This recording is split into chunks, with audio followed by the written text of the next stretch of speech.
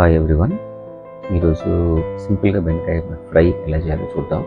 దీనికి నేను ఒక పర్సన్ సరిపోయేంత ఇంగ్రీడియంట్స్ తీసుకున్నాను. ఒక 6 నుంచి 8 బెండకాయలు, చిన్నవి అయితే 10 బెండకాయలు, 2 మిర్చి, 2 ఆనియన్ ఇలా స్లైసెస్గా కట్ చేసి పెట్టుకున్నాను. తర్వాత యాజ్ యూజువల్గా ఆయిల్ని బాయిల్ చేస్తున్నాను. ఆయిల్ బాయిల్ అయిన తర్వాత దీనికి జీలకర్ర, ఆవాలు కొన్ని యాడ్ చేసుకోవాలి. వాటిని చిట్పట్ అనే వరకు ఉంచి ఒకసారి బాయిల్ అయిన తర్వాత దీనికి మనం కట్ చేసి పెట్టుకున్న ఆనియన్ పీసెస్, మిర్చి పీసెస్ని యాడ్ చేసుకోవాలి.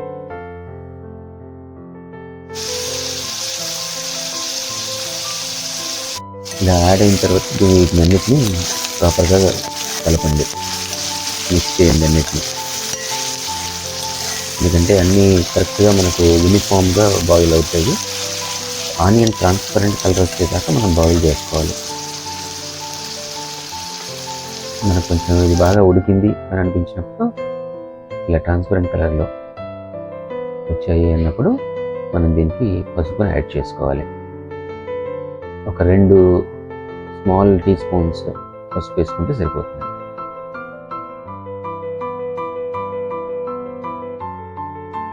పసుపు వేసాను. తర్వాత దీన్ని బాగా మిక్స్ చేయాలి. పసుపు వేసిన తర్వాత పసుపు అన్నిటికంటేలాగా మనం కలుపుకోవాలి.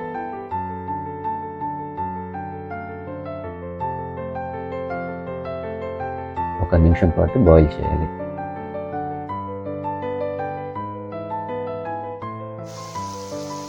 ఇలా ఒకసారి ట్రాన్స్పరెంట్ కలర్ వచ్చేసింది, పసుపు అంటింది అనుకున్నప్పుడు మనం కట్ చేసి పెట్టుకున్న బెండకాయ పీసెస్ని యాడ్ చేసుకుని బాగా కలుపుకోవాలి.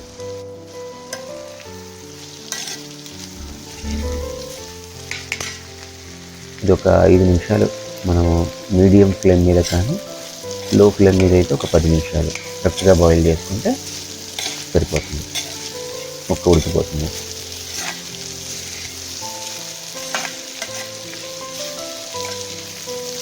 మీ సజెషన్స్ ఏమైనా, మీ కామెంట్స్ ఏమైనా ఉంటే కామెంట్ బాక్స్లో మెన్షన్ చేయండి.